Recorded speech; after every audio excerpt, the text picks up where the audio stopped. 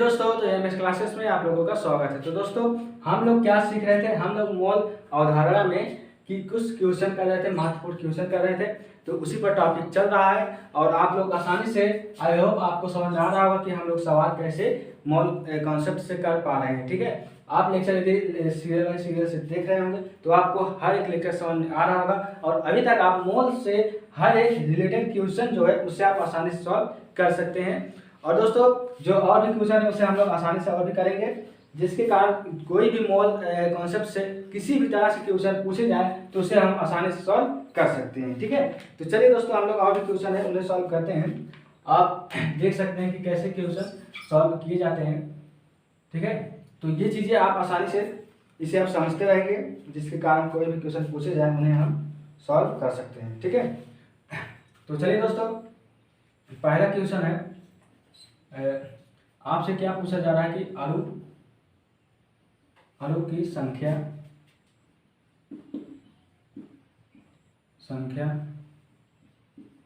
ज्ञात करो।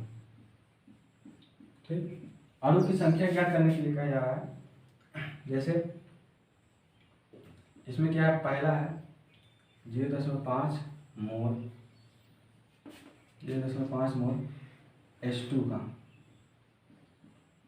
ठीक, 5 मोल H2 जो है इसका आपको कह रहा है कि इसका आप अणुओं की संख्या आपको बताना है।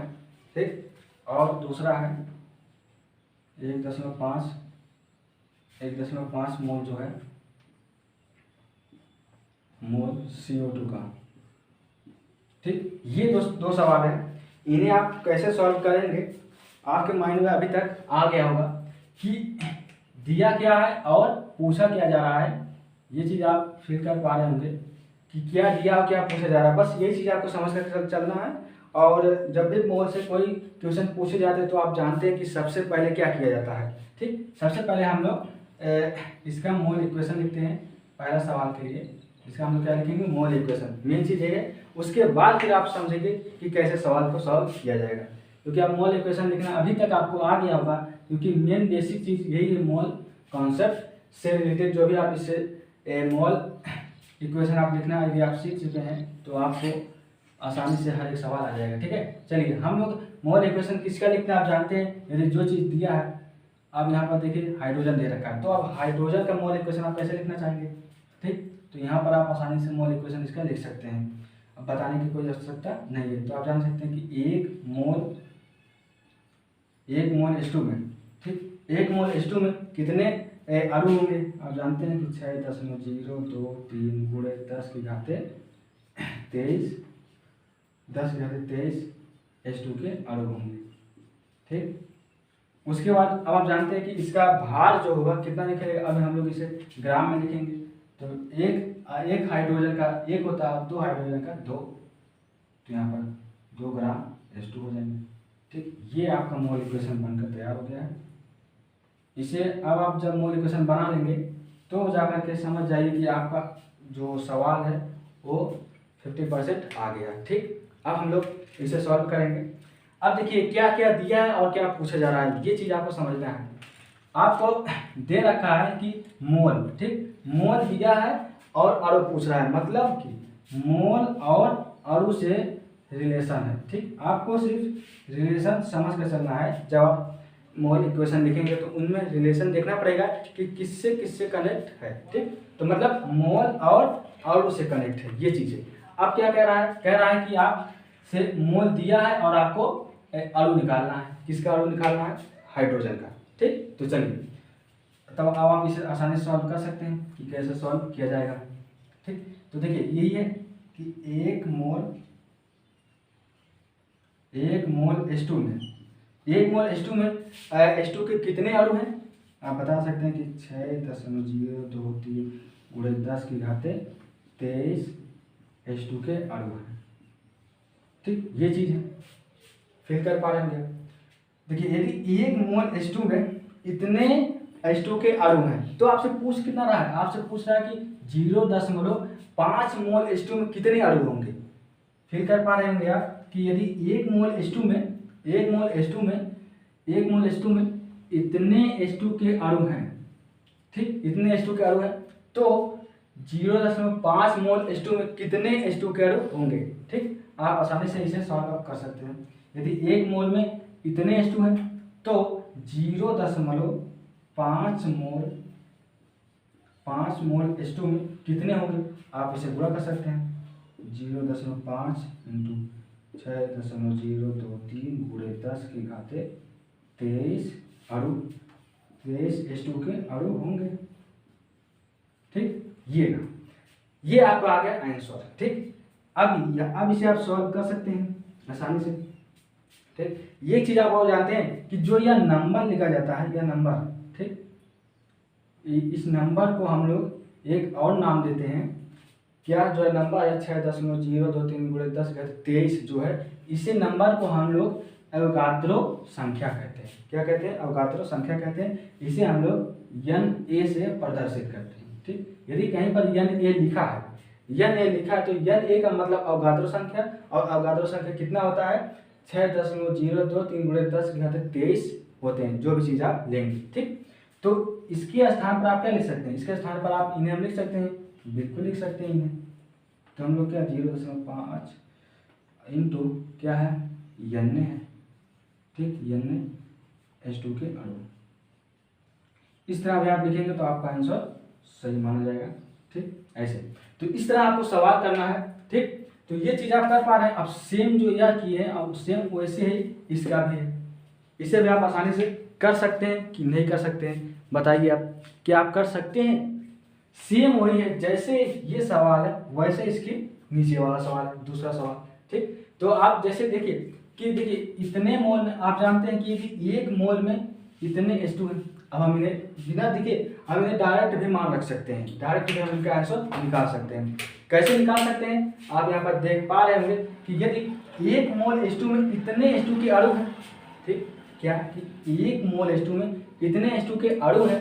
ठीक, तो हमने क्या किया कि 1 मोल, तो इतने मोल H2 में कितने होंगे, तो आप इन्हें से इनसे पूरा कर सकते हैं ना। यहाँ पे आप डायरेक्ट सवाल लगा सकते हैं, लगा सकते हैं कि नहीं। जैसे देखिए 1 मोल H2 में यदि इतने H2O के अणु हैं तो इतने में कितने हो जाएंगे, 1 मोल में इतने, तो 1 मोल इतने हो जाएंगे 0.5 इंटू, अब आप जानते हैं इस नंबर को हम लोग क्या कहते हैं, NA। तो NA मतलब अवगाद्रो संख्या, इतने H2 के अणु।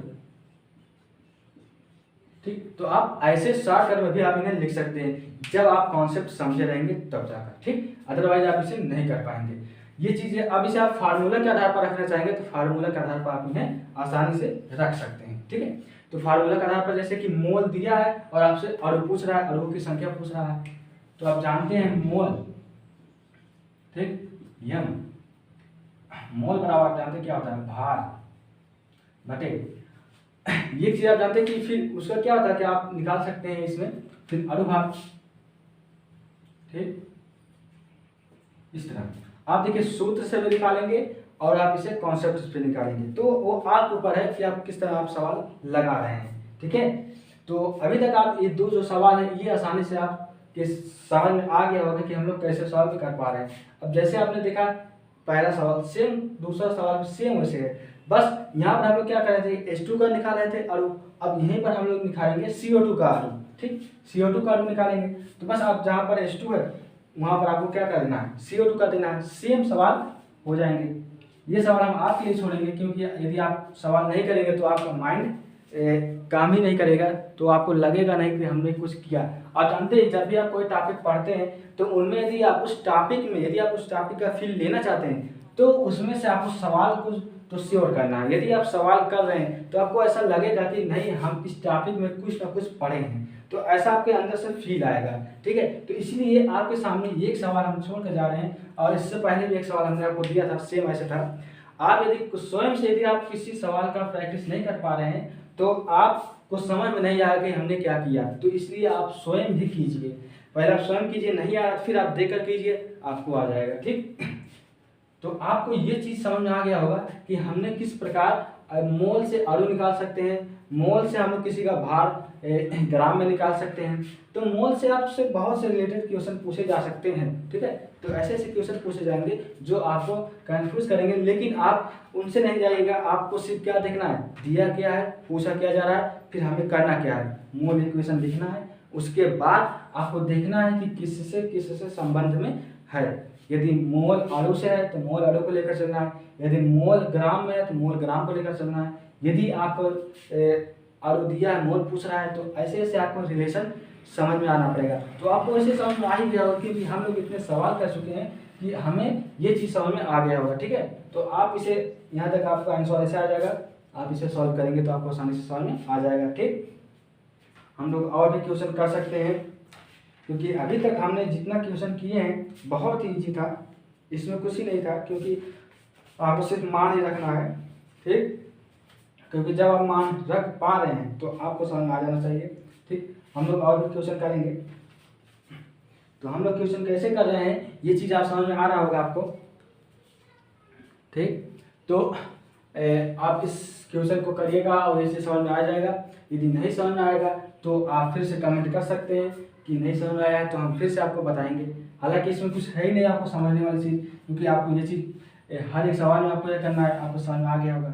अब मान ही आपको रखना है, उसके बाद आपका आंसर आ जाएगा। ठीक, तो हम लोग और क्वेश्चन करने के लिए नेक्स्ट वीडियो में करेंगे, क्योंकि इतने वीडियो में बस ये सवाल आप यदि कर पा रहे हैं तो आप समझ जाइए कि हर एक सवाल आप कर सकते हैं मोल से। ठीक है, तो दोस्तों ये चीज़ आपको समझ कर रखना है क्योंकि बेसिक चीज़ है, क्योंकि आने वाले जो टॉपिक है सेम इसी पर आधारित रहेंगे, क्योंकि मोल का जो नाम या हर पल हर एक टॉपिक में लिए जाएंगे, इसलिए आपसे मोल से कोई भी क्वेश्चन ना समझ जो भी समस्या हो वह ना आए। ठीक है, तो चलिए दोस्तों हम अब लोग मिलेंगे नेक्स्ट वीडियो में और नए कंटेंट के साथ, तब तक लिए जय हिंद।